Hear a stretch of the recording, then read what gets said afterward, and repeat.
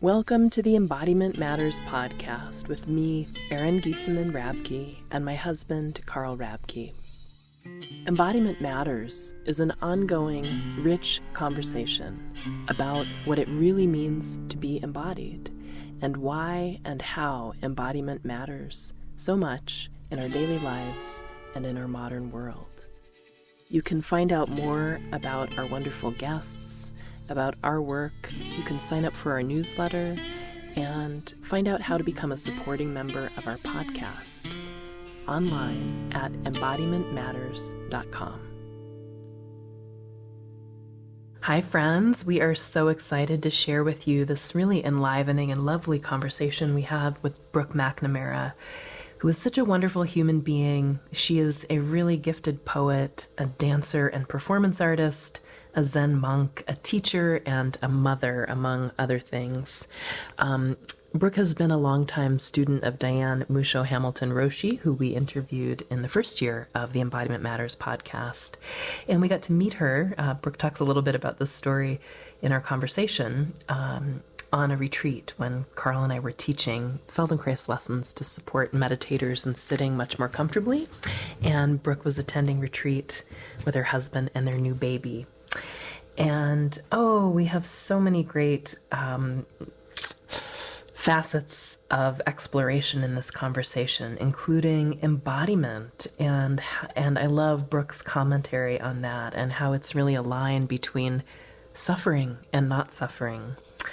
One of the things I love in Brooke's poetry is it's just my favorite kind of poetry that includes this really authentic, like vibrant spiritual perspective mixed with the nitty-gritty reality of human life, and not bypassing one or the other, but weaving these together in such gorgeous way. We speak about parenting during climate change and Brooke's process of writing her 2 books, her first gorgeous book of poems, Feed Your Vow, which if you've followed our newsletter for a while, I'm sure you've seen us share some of Brooke's poetry with her blessing, of course. And she has a brand new book called Bury the Seed, which we are thrilled about. It's coming out February 2020. And it's wonderful to hear her process of writing. We also talk a lot about creativity and the creative process and creativity for its own sake. There's so much goodness in this conversation. And of course, we invited Brooke to read several of her beautiful poems, both from her first book and her forthcoming book. We think you'll love it. She says her new book is for anyone seeking connection. And we can already say it's fantastic. Follow Brooke on social media. She shares a lot of poetry very generously. You can find more about her at brookemcnamara.com. And I just want to read you this beautiful little piece from her website. Maybe you'll feel a hint of this energy in our conversation, or more than a hint. It says, "Now, move your body, awaken your mind, find the heart of stillness, bask in the light of luminous poetry. If you are ready to slow into a rhythm that brings you back to breath, tides, and your own sweet truth, join me." So we hope you'll join us in listening to this wonderful conversation with Brooke. And without further ado, enjoy. Welcome, Brooke. We are so excited to talk to you today. I'm so excited to talk to both of you at the same time. It's such a treat. Thank you for having me. Yeah, thank you for being here. So our jump-off inquiry is this question, Brooke, of, to you, what is embodiment and why does it matter? Start with the simple stuff. Yeah. It's such a core question. In this moment, embodiment is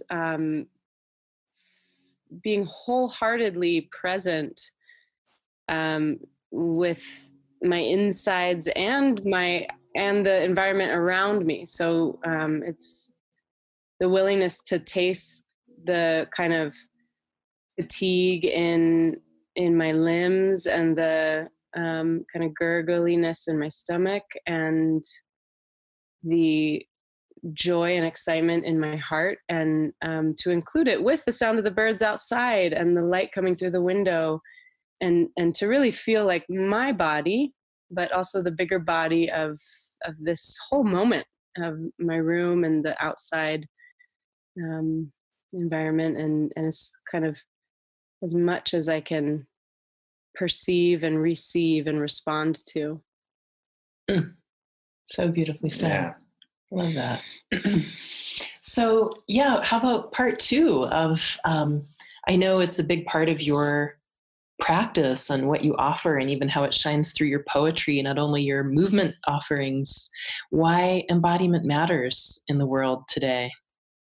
Well, I know for myself and those that I'm most intimate that it is really the kind of bright line or the distinguishing kind of threshold between suffering and presence, honestly. And I guess I'll start by just, because with my community or with my kids or with students or friends or collaborators, it's anecdotal, but I can tell you honestly that, I'm 38 years old, and as long as I can remember, I've been practicing dance, and then more embodiment practices came later. But I still forget, I still forget how much happier and more connected and more creative I am when I'm just, really at home in my whole being. So from my toes to the crown of my head, and not only my physical gross body, but the like unbelievably intuitive and brilliant landscape of sensation that's kind of more subtle. But when I'm willing to include the experience of my physical body and my subtle body and my heart and soul and mind, I think honestly I'm just happier and more available to be of use in the world, and more available to play and create. And that's when like art comes forward that I actually feel, like I want to share it, because I feel like there's something valuable there, is when it's coming from a wholehearted, whole-bodied, whole mind presence. And then when I'm not in my body or like receiving the wisdom of my body, and I'm just, for me, it's like being stuck in a to-do list rant. It's like a heady schedule. This is what you should be doing. This is what this means. And it's so much less of a dimensional and vivid and textured experience of life, that honestly, that is the tipping point for me into suffering. And sometimes I can catch it right away, and sometimes I can't. But if I trace it back, like, when did I start to feel so moody or grumpy or closed off or distracted? It's usually honestly that moment of like, am I breathing? Am I feeling my whole body, mind?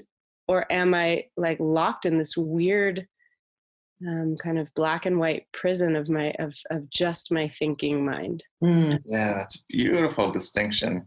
I think it's so important, the forgetting and remembering, that we all have anecdotal evidence that one leads to less suffering, and yet it can be easy to be in black and white, to channel separate me mind a lot of the time, and how to keep coming back. Mm-hmm. It's so wild, the forgetting and the remembering. I mean, in a certain sense, it feels like a sort of fun, playful game we're all playing. And in another sense, I'm like, geez, maybe I could remember just a little more, But I guess that's what friends like you guys and our communities are for, is to help us remember. Mm-hmm.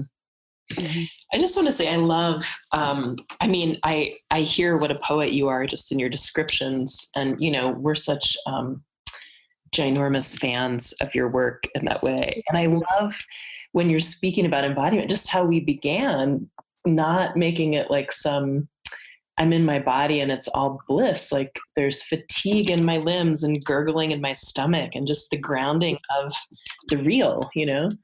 Totally. I appreciate that. Yeah.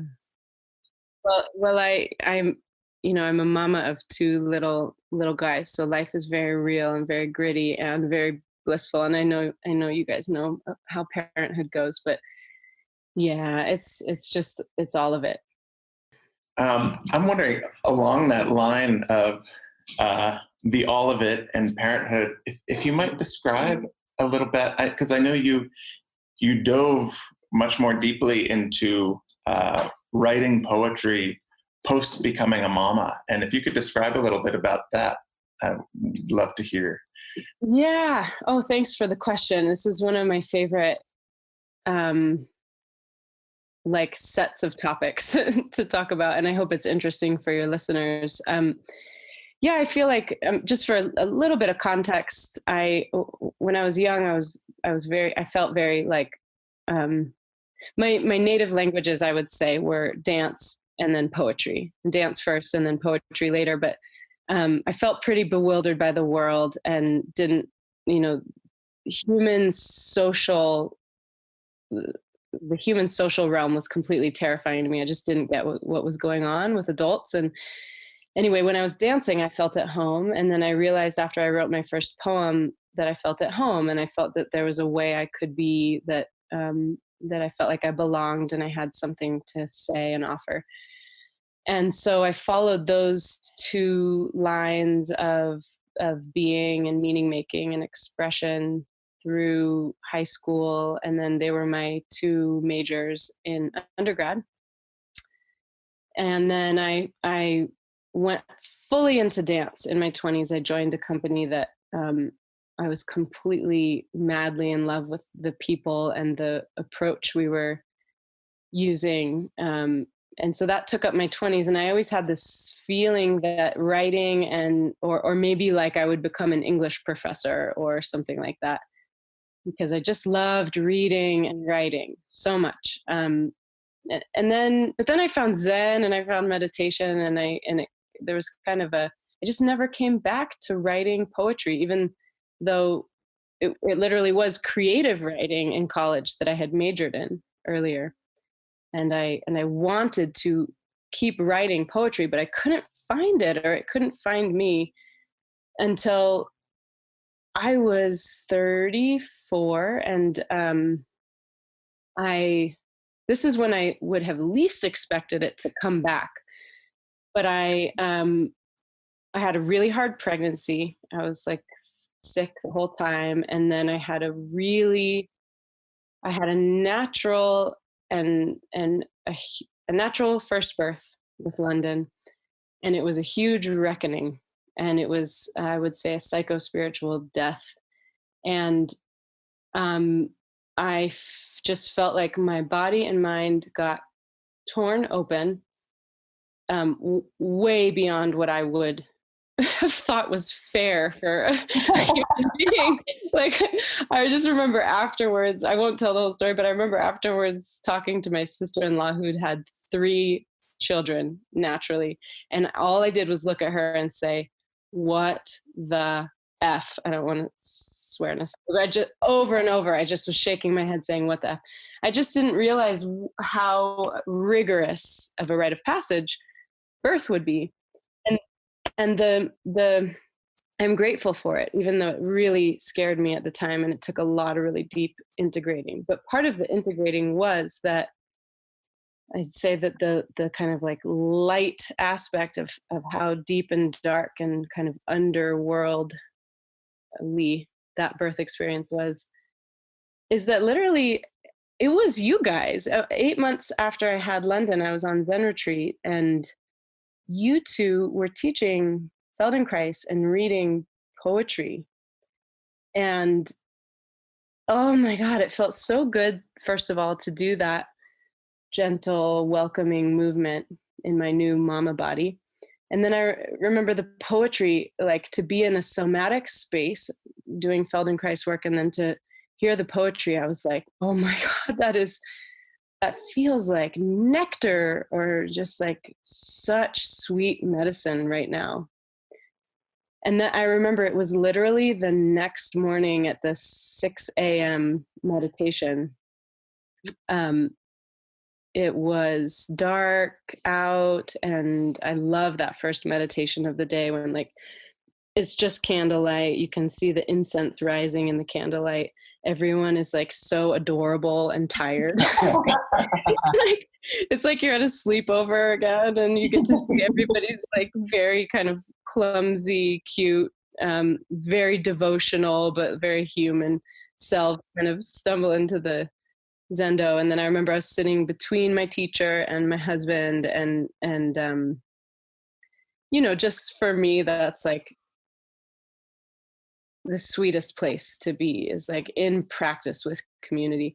And then I remember I sat down and I thought about you two, and I thought about the poetry, and I kind of had a conversation with myself on the cushion where I was like, I know how to do that. I think I'm supposed to do that. Like, I remember that when I was a kid, I liked to channel those poetic voices, and that's what I always wanted to do. And I know I can, and I know I'm supposed to. And then it was almost like this, I mean, this is probably going to sound magical. And it was like this very clear voice from my body, like interrupted that kind of chatteriness and was like, you need to wake up early and write poetry again. A book is coming.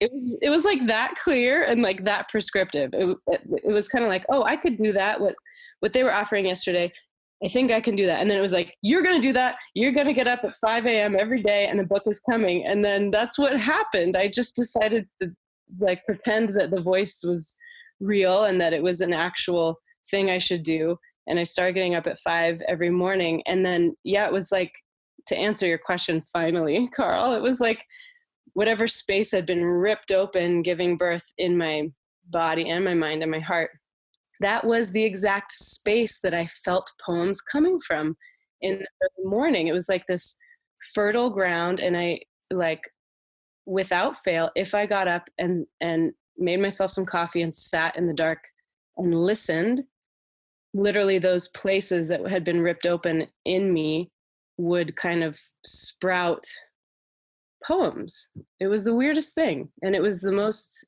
amazing fun.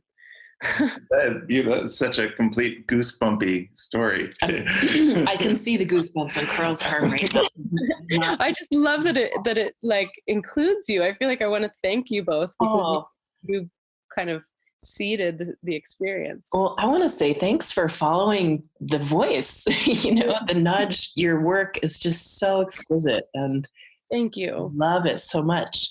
I wonder if this might be a time where I hope we get to weave poetry throughout our conversation, but sure. Reading something to us, maybe of the first book. Yeah. And actually, I can read to you the first poem that I wrote after I got that like, you know, prescriptive announcement from that voice. Mm-hmm. Perfect. Yeah. It was, so let me be honest. I didn't follow the voice during retreat because we were already getting up to get on our cushion by 6 a.m. But we went straight from retreat, I remember, to Rob's parents' house in Wyoming. And we brought our baby London. And I was like, what? Okay, I heard that voice tell me to get up early. What would happen if I did that here at my in-laws' house? Will my baby wake up? Like, I was co-sleeping with him. Like, just the logistics kind of boggled my mind. So this poem is literally my first attempt at answering that call. And it is aptly titled Interruption. I love to wake early and sip strong coffee and sit like a queen in the dark and ask my death to reach back and teach me so I can write down what I hear.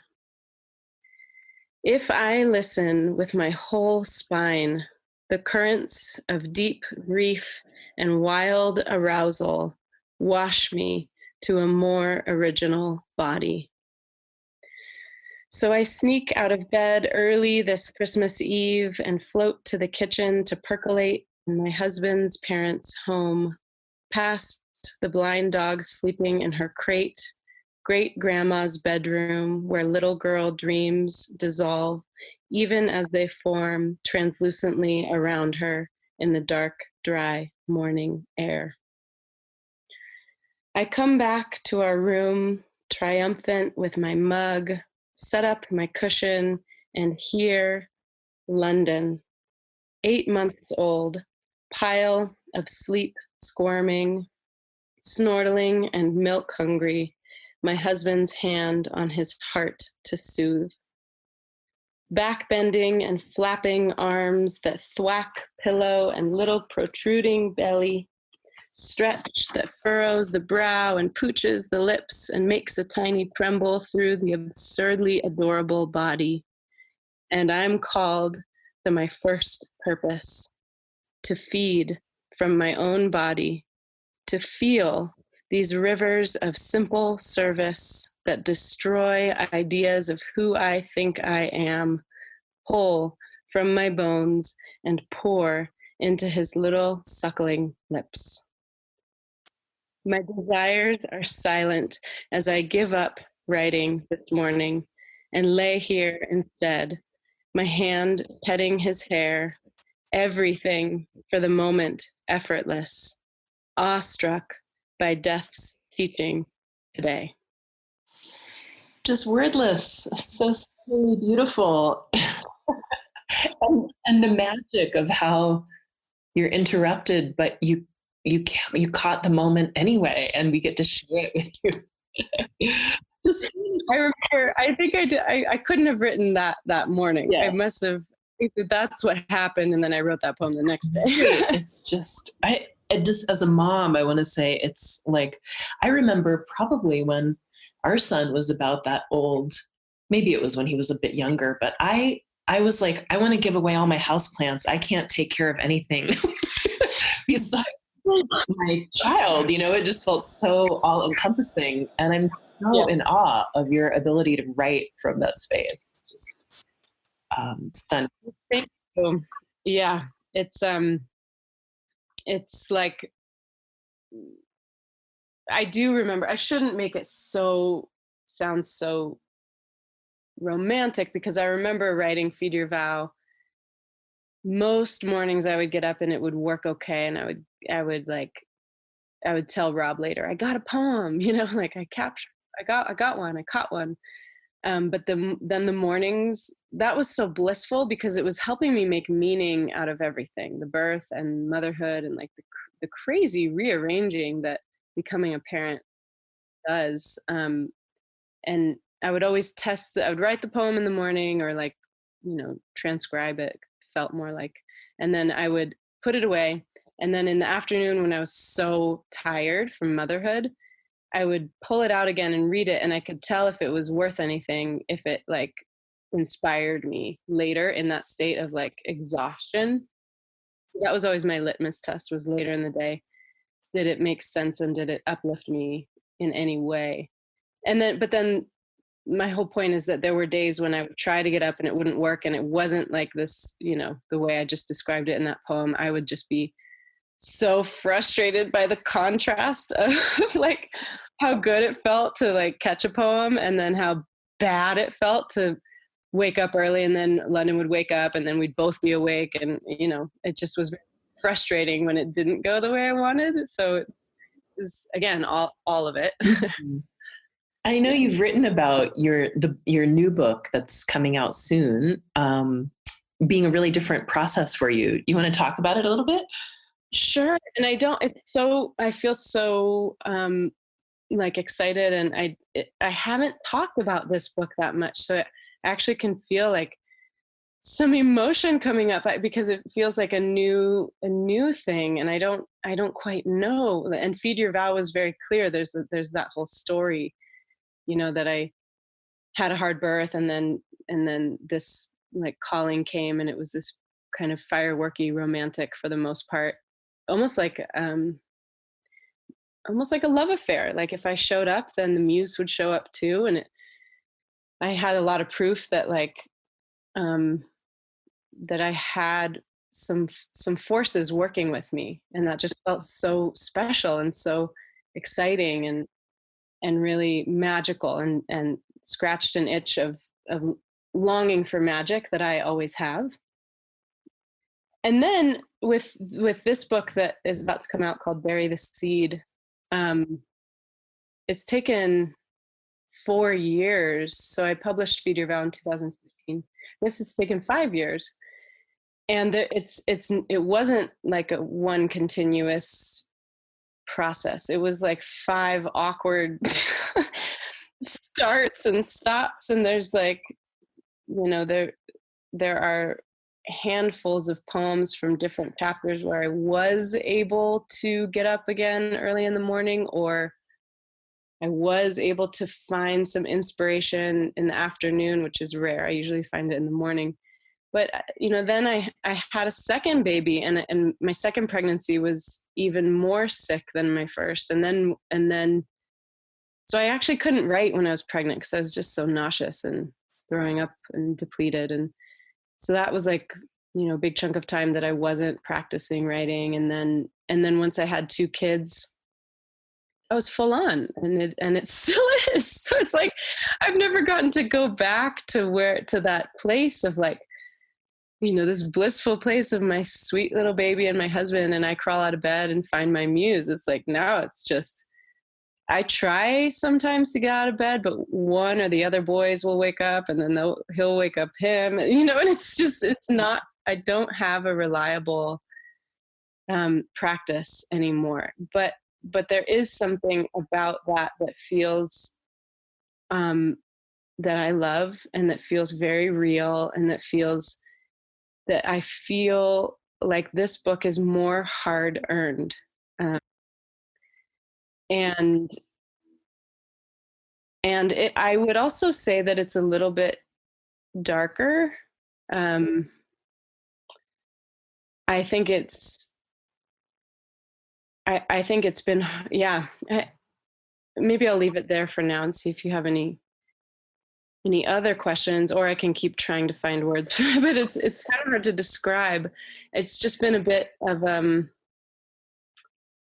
I've had to just let it go a lot. I feel like I've just had to be like, I cannot write a book at this phase of my life, never mind. And like kind of grieve it. And then all of a sudden I'd feel like a current come back, and like a poem would arrive, and it's like, okay, I guess I'll be available for this. And then I would seek the inspiration, and then I'd have to let it go again. So I feel,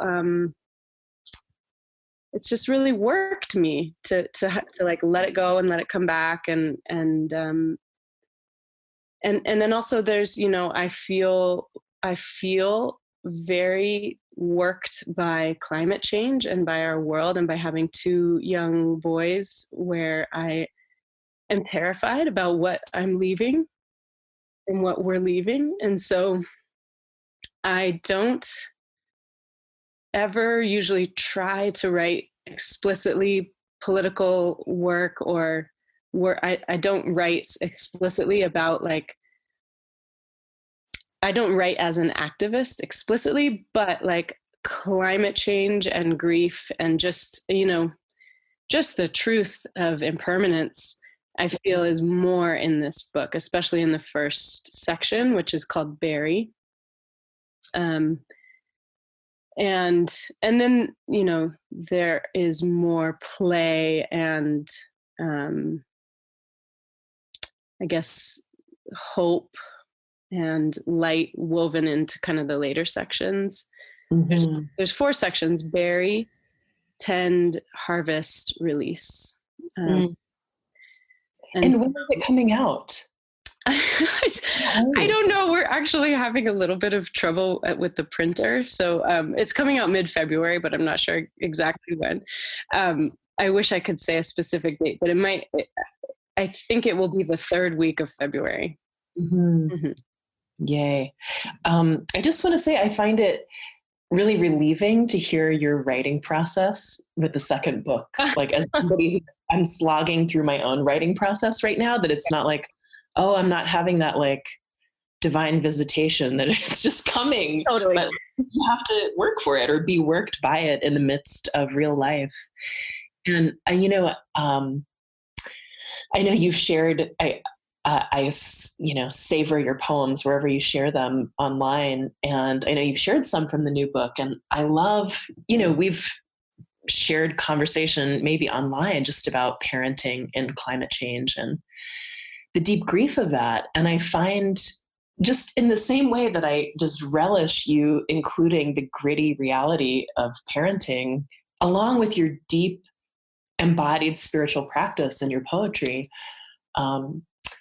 it's so grounding and relieving to name the grief of being in climate change and that darkness. Like, honestly, like right now for myself, I'm a little bit nauseated by anything that doesn't have some grounding in that. Yeah, we can't wait for your book. I just love it so much. And I don't know what to say. I could just like fangirl out over here and geek out a lot about my deep gratitude, because, we love poetry. We bring a lot of poetry, and it seems like often it's in the category of, more speaking to the, Dharma and meditation practice and awakening, or the body, or that gritty reality. And I always feel like, oh, you're our people. Yeah. Like, the way you're weaving all of that in a way that just makes so much deep sense to what's important in my soul, Love that. I just had a memory of feeling that way with you too when I first was getting to know you. And I think I even emailed you and was like, can we collect all of our favorite like embodiment, spiritual practice, like just love nature poems? Like, can we edit a collection of? Yeah. I remember feeling that way with you too. I want to tell you, I had a conversation with an editor who said, don't start with that. It is so much work to get the, write a different book first, and then we can work on doing something like that, because it's so much work to get permissions, I guess. But let's do that. Let's not let that go.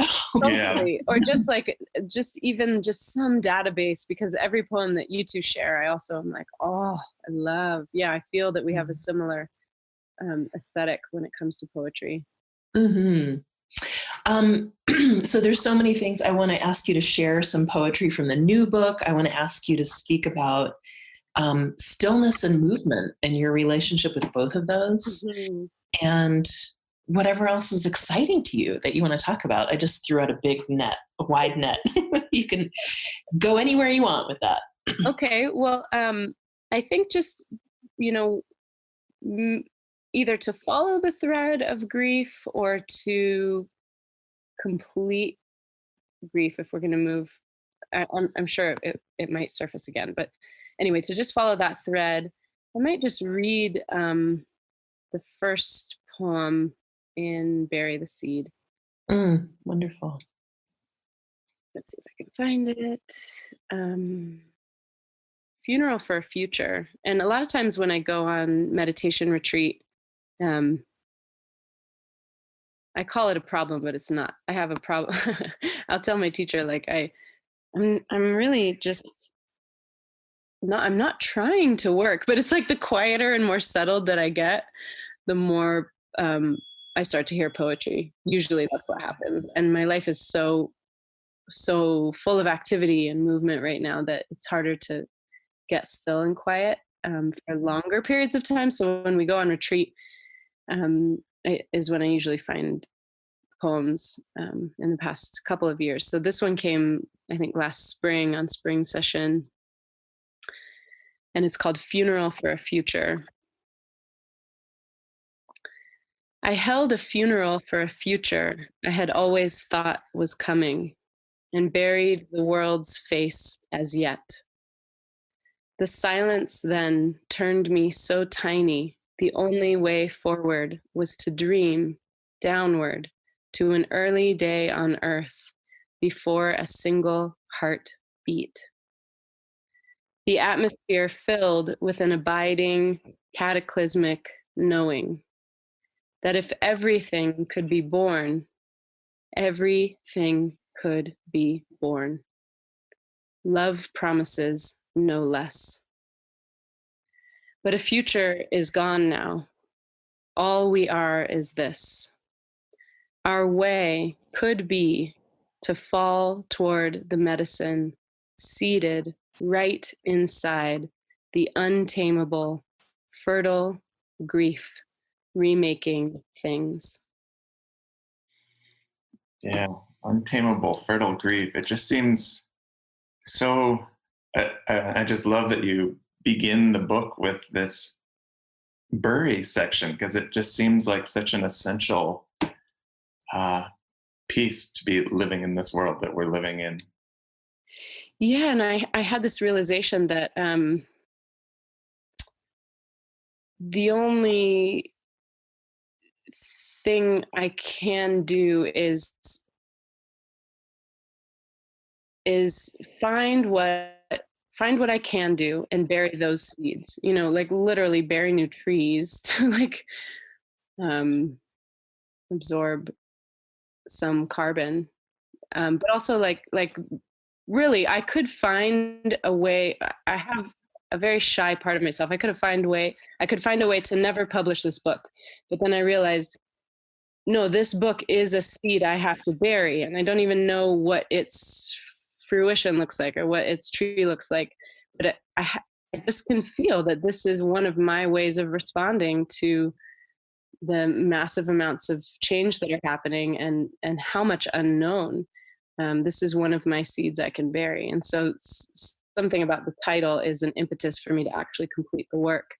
And then I thought of those four sections: bury, tend, harvest, release. And to me, that order made perfect sense. But then I sent it out to like my 4 people that I send stuff out to all the time, to get feedback. I said, what order do these go in? They could go in any order. What makes sense to you? Because we could end with burying, but I don't know. I just feel like we have to go underground somehow. We have to like get a little more humble. We have to let ourselves decompose, and then we might know what to do next. Mm-hmm. Yeah. I was looking at your website this morning, and there's some beautiful piece about through your work and all the different facets of your work, from dancer, performance artist, poet, and teaching Zen meditation as well. There was just this beautiful phrase, and maybe you can remind me. I don't remember if it was speaking to your poetry or your work in general, about inviting, and then it was like no, or commanding you. I don't even remember what the end of it was like. And I'm curious about because I so feel like soul and life coming through you in your poetry. So I don't know if you write with an intention to have a certain kind of effect on people, but what do you want to invite or command in listeners, or in us, or in people you interact with? It's such a good question. I actually think that the phrase you're referring to, and this is so out of character for me, but I think I did use the word soul, and I don't usually, but I think it says something about like my core longing to feed the soul, and that my work invites or commands you to do the same. Like that just doesn't sound like something I would ever say. It feels funny to say it. First of all, because for so long I've had this question of like, what is the soul? I guess every practice pathway I've been in either doesn't emphasize soul. It goes all the way to causal body or emptiness or boundlessness. Yeah. Or I'm like hanging out in like the surface stuff and having fun with like, quirky, very human, goofy, funny heartbreaking human stuff in performance work. So I really like that polarity of like the superficial human stuff, for better or worse, beautiful or neurotic or whatever, and then emptiness like that. And that's a polarity that isn't really a polarity. It's not actually separate, but then there's this space of soul that I just don't know that much about. I mean, I was raised Christian. Maybe that's why I don't know what soul means. And I remember reading a Deepak Chopra book in my 20s and reading about how soul is from his perspective, or from his lineage perspective, that it's something like the threshold between our like experience as a unique individual and then, this unnameable, ungraspable nature that animates that uniqueness, and that soul is like that threshold. But so I'm surprised that I use that word, feeding the soul, but it feels true. Maybe this is something I'm living into, that it feels like soul is an under, at least in my circles, understood phenomena. And my husband is getting really into, he works with Zach Stein. I don't know if you've heard of him. He's this incredible thinker. He's an educational philosopher.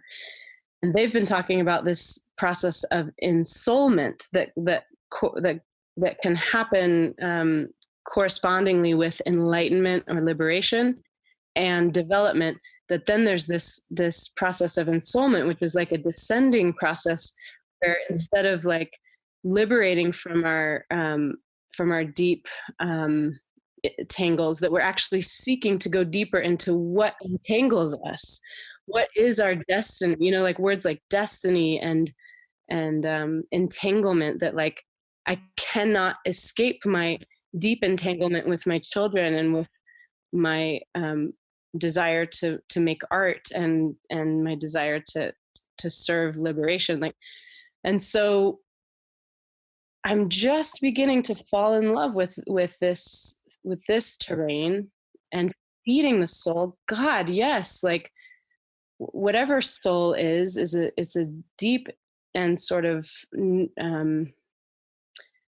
feel like it, whatever mine is, if it's starving, then I'm walking around pretty empty. And if it's fed, then I'm walking around really full and available. And I know that what feeds my soul is art and sometimes meditation, but it's more art. I think meditation fuels my liberation. My liberation is a funny phrase, and then what fuels my soul has always been nature, poetry, human connection with other beings, animals, and dance. And so, yeah, I think that's probably what made me say that on my website, that my artwork is meant to feed the soul. Mm-hmm. Yeah, I love that this thread, because for years I had a similar thing, being deep into the Buddhist practice and like, well, we don't have the notion of soul there. And then just the Christian connotations in any book that had soul in the title, I was like, yeah. Yeah. And really in these really for me, since childhood, like since Mesa being born, and even that moment of catching him was an opening into this realm of soul and like the duende and the going down that was so needed for me, in terms of my meditation practice and just integration in life. Mm-hmm. And mm-hmm. Yeah, I think work with like Francis Weller and Michael Mead of getting the richness of that, not getting up and out of it, but going down and being intimate with this particular incarnation. Mm-hmm. Yeah. I want to say your work does that in so many ways, Brooke. It's definitely soul food for us. Thank you. I feel like I'm learning some things, like as we have this conversation, that maybe I've been so embedded in, I haven't been able to see them or understand or talk about. But yeah, I can agree with that. There's not. I remember seeing an interview with Maizumi Roshi, who's my teacher's teacher, and someone asked him about the soul, and he said, I don't know what the soul is, but I know what a vow is, and the vow to serve all beings is what carries us from lifetime to lifetime. And so that felt really like a beautiful sensing into what a really deep vow can be.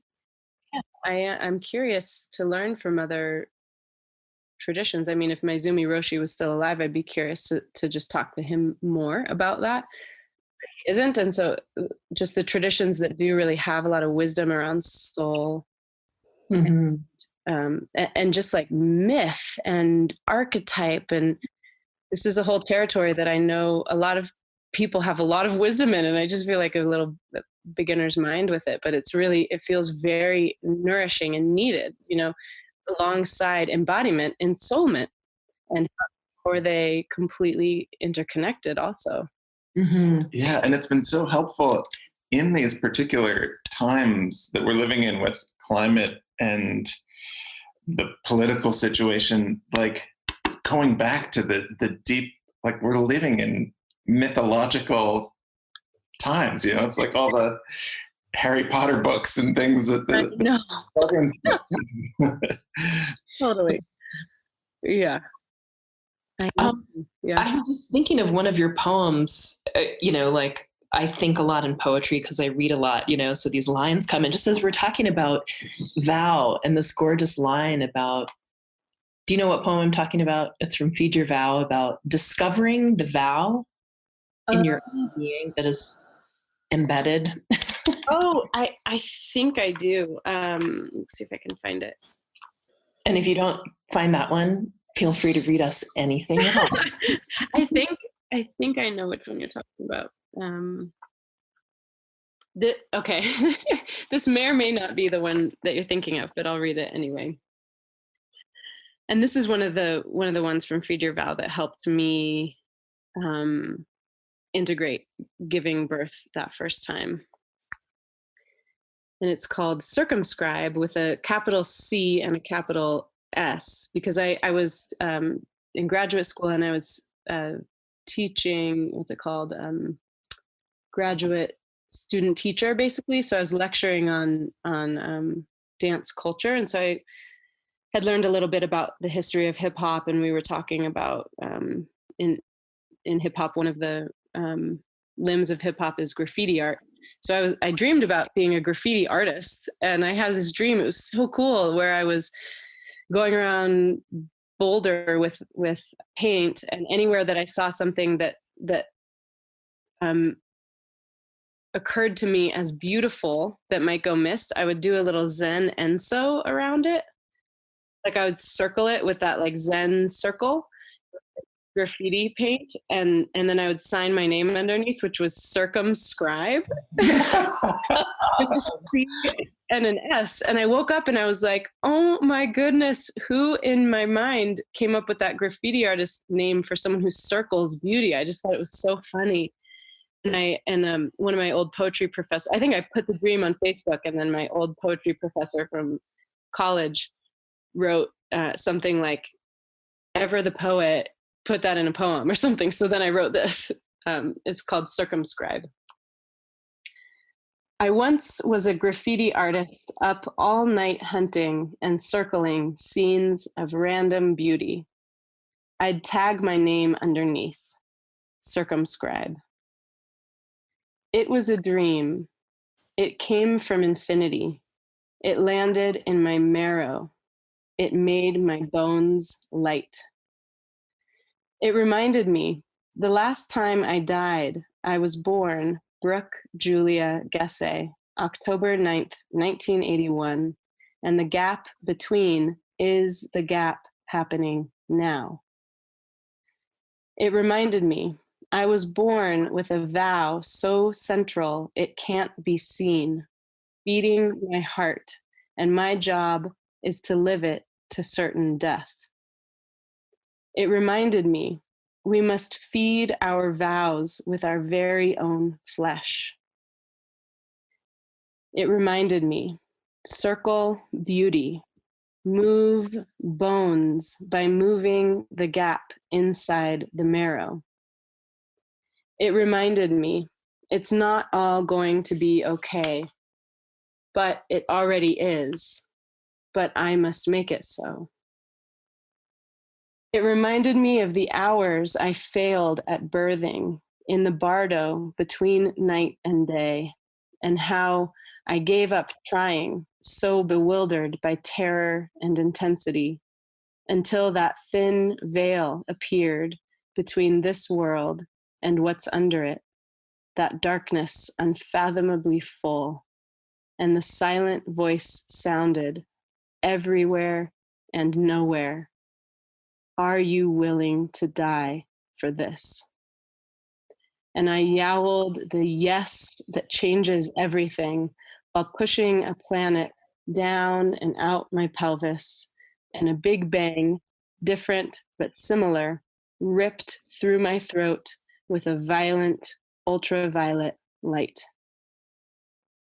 It reminded me, there are resources we cannot conceive of, and we find them in the asking, if the asking is alive enough to annihilate and reorganize our current selfing for something better at love.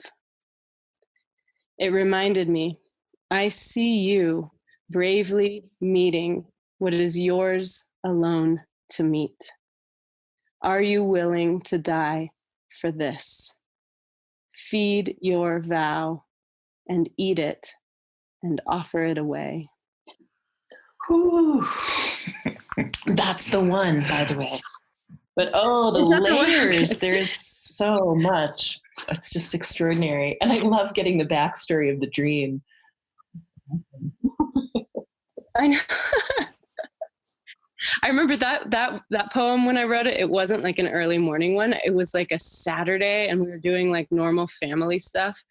And I just remember I was like, I've never had an experience of writing a poem before or since, but I kept saying to Rob, I gotta go. There's a poem, I need to write it. And I was like burning, like my body was hot, and like I was like a little bit dizzy. I remember it was just like this really hot experience, not sexually, but like temperature wise, it was very hot, and I had to keep like trying to go help with family time, and then being like, I have to go like get this through onto the paper. Wow. I'm so glad you did. I keep feeling that, like, you know, it's possible to say no to that. Yeah. It's inconvenient when it's in the middle of family time. And yeah, totally. Right? And I'm so grateful you prioritize that. Well, thank you. Yeah. It's so good. Thanks. Oh, I feel like we could just talk to you for days, Brooke, and I'd just love to hang out with you. I know. Read poetry forever and move around and all the things. Yeah.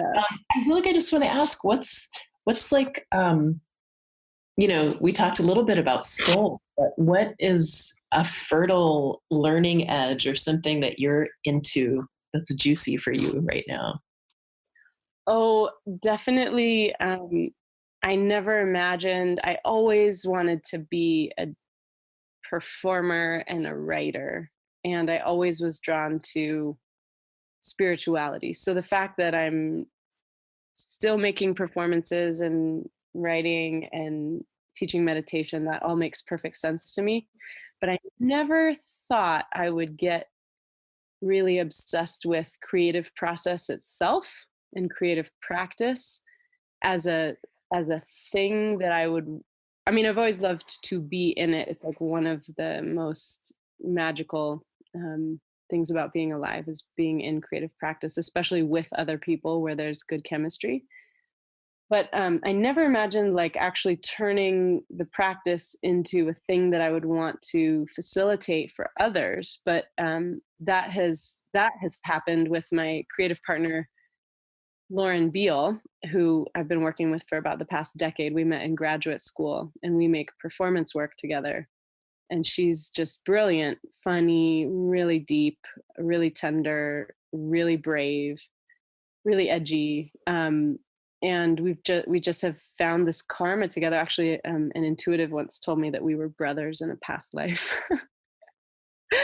And so we've always loved making work together, but then we had like a series of 3 conferences and festivals that we went to where we were performing, and then they'd say, oh, do you want to teach a class? And we said, yeah, but we don't want to just teach a dance technique class. Can we teach creative process? Because that's a bit more like interesting to us right now. So we didn't know what we were doing, and we would just stay up late at night drinking beer and being like, what do we do when we're in the studio? What do we do? What are the practices that we have either been taught or that we've discovered that we can actually facilitate others in? And so it was like bringing this like very subjective practice into like an objective structure. And when we did it at these 3 different festivals and conferences, we had so much fun. And so we started offering monthly labs called Cultivate. They're embodied interdisciplinary creative practice labs, and we do them on the first Saturday of the month here in Boulder. And we've been doing it for just over a year now, and it's seriously the most fun thing. I'm like so in love with what happens when people come in and are willing to say yes to their innate creativity and play and take risks and go beyond conventional ways of being. Yeah. It's like, I'm so jazzed about it, so much so that we created an international retreat in Portugal in March, a Cultivate creative practice retreat that I'm so excited about. So amazing. Yes. Can you give us any, for listeners and for us selfishly too, glimpse into how do you invite people into that space of creative practice? Yeah. It's, well, it's so funny. We always laugh because the people that come are so dear, and I just fall in love with each person. We have kind of a group of regulars now, but each person that comes for the first time literally says something like, I'm really nervous to be here. I don't know why I'm here. I don't know what this is, but I felt like I was supposed to come. So we're like, okay, either this, what we're doing is not translatable, or we need to get better at translating it so people have more of a sense. So we're working on how to describe it. And we start in community, we start in a circle, and we just share who we are, what we're up to creatively, whether we identify as an artist or we just want to feel more inspired in our relationships and work or whatever. And then we really ease our way in. So there's usually like some free writing around a prompt, like what do I really want in creative life, or like, what do I feel wants me creatively? So there's like these inquiries, and we just let people write so they can kind of get warmed up and get to know, why am I here? What do I want? What am I seeking? Do I even know? Is something seeking me? And I just don't know it yet. And then we usually do some movement. And so we attract a lot of dancers because that's the land that we're from. But we also have people who don't identify as movers. We have like a couple comedians that come, which is awesome, and photographers. And so the movement part is very like not, there's no pressure. It's very like eyes closed, starting on the ground. We'll do like a visualization where then you start to move. So you're in your imagination, and everyone has their eyes closed or like a soft gaze, so you're not being watched. But that opens, honestly, I feel like the movement piece is like this shamanic moment. And I don't mean to appropriate that term, but that's actually my experience, is that like, what I mean by that is that like the state in the room shifts for people who identify as dancers and for people who don't. When they start to move their body in connection with their imagination after doing a visualization, some really deep stuff starts to move through their cells and move through their mind. And often there's tears or laughter or just a really deep, thick presence in the room, if you know what I mean. And so I won't describe the whole thing, but that's kind of usually the doorway in, is like connection, writing, movement. Then we'll do like partner work. Sometimes we do visual art. And then there's always a lot of free time where we set up, it's like choice time, like in Montessori, where like we'll have snacks, we'll have a resting corner where you can go nap or do like yoga nidra or just rest to get into a receptive creative space. And then some people are dancing and some people are writing and some people are painting. And so there's just like a space and a container where you can explore. And I feel like that's often what people need, is space to where the value is on meandering and daydreaming, and not necessarily like making something in a linear way, but just being in a place where you're kind of exploring, and maybe get an insight into a specific project, but maybe you also just build the capacity to value exploring for its own sake and because it's life-giving. So yeah, it's crazy. I am honestly every time blown away by how beautiful people are when they're given permission to play and not just produce stuff, you know? So that's like a little taste of it. It's kind of, usually people afterwards are like, oh God, I've been wanting this, but I didn't know what it was. And we're like, we don't know how to describe it. Mm-hmm. Yeah. It's beautiful. I'm really struck right now how, so many of these things can seem like a radical act in a world that feels like it's in a state of emergency. To sit still on a cushion is a radical act. To slow down and be with your moving body is radical. And to make time for that kind of nonlinear, meandering creativity. And I'm thinking of, in the work that reconnects, which is one of the bodies of work that I study and share, there's this organic spiral that starts in gratitude, moves through honoring our pain, and then into seeing with new eyes, and then going forth and doing something with that, right? And it's, rinse and repeat. You just keep making your way around gratitude and grief, and then seeing with new eyes, and then going out into the world. And I think, what do I want to say? I notice in myself that I can fall into this,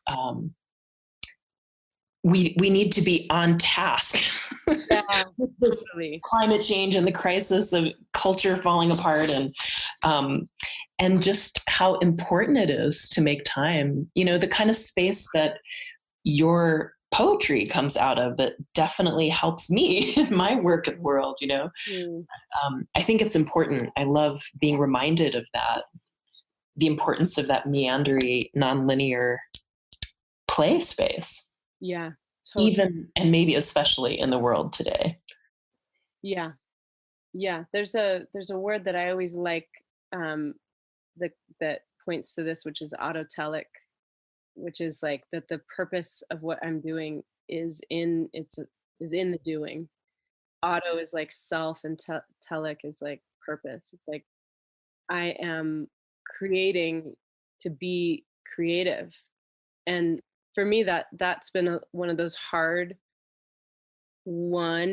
counterintuitive processes of like moving from I'm creating from my ego to make something that will get people to love me or whatever. Like I definitely know that space, and that hurts. That space hurts. Creating from that space hurts. And then this like meandering, play-based, autotelic, like I'm creating because it feels good, because it's my nature to create. And when I go there, I am with God or whatever, and then secondarily, I would like to share that with people in case their soul is hungry, because my soul has been so fed by poets and artists that go to that place. But I can't go to that place with the aim of making something to fix something. I just have to go to that place because it's my nature to do so. And it's just such a counterintuitive thing. And I think to do creative practice in a community is really helpful, because there's so much conditioning around just getting shit done and making something that is sellable, and not all beautiful things are. Yeah. It seems so connected to like shikantaza too, of like just sitting and just creating, you know, it's filled with its purpose. It's filled with its own purpose. It's self-fulfilling. Exactly. Self-fulfilling. Yeah. And so we've had a little bit of a struggle to sell this retreat. We're finally filling up, but it's like so many people I think that it's a beautiful idea, but well, it doesn't work for their schedule, and I realize traveling is a lot, but it's just hard to sell, like, come be creative for a week. You just need to certify them. Yeah, totally. But it's like in Zen, like, it's good for nothing, you know, like, and by nothing, I mean everything, like, everything we most deeply want. That's what I mean by nothing. But it's the same thing with creativity.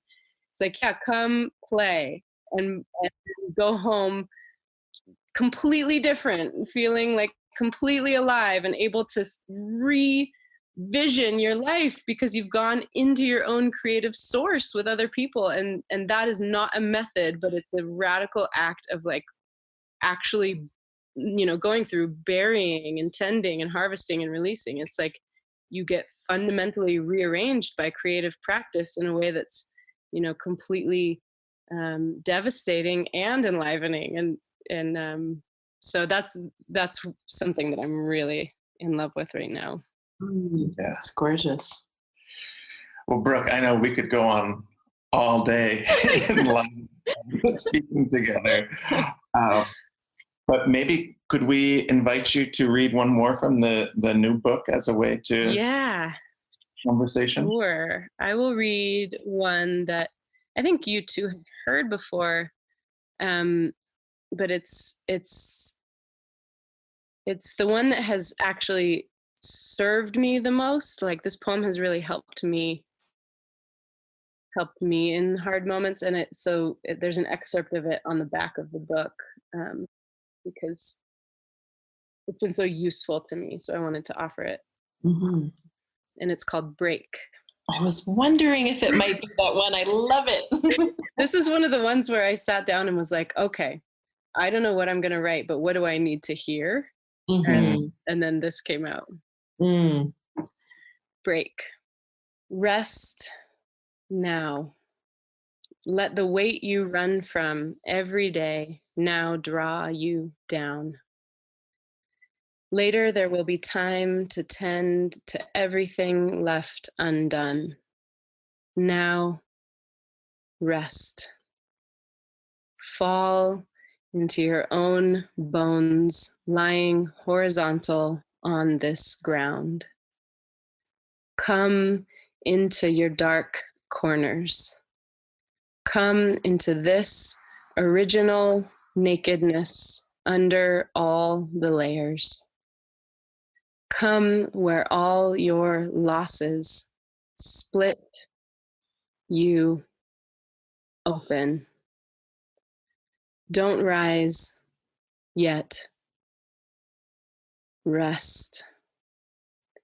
Be drawn deeper down into the salt tide of tears. Let grief wash you, then drown you beyond the name you first were given when you reached to touch your own mother's face for the very first time, and she smiled her light down into you. Now reach those same fingers for the face of infinity, so that, opening your eyes, you will know the one dreaming you is pleased with you, that everything seen is yourself, and that now is the time to rise wholehearted into the work, aching to be animated by precisely you. Oh, what a gift of a poem. I need to hear that so often. I can't wait for your new book. Thank you. Oh, thank you for that. And I was like, I think it might be break. I wonder. It's so good. And it's that beautiful piece the descent we talked about. Yeah, totally. Yeah.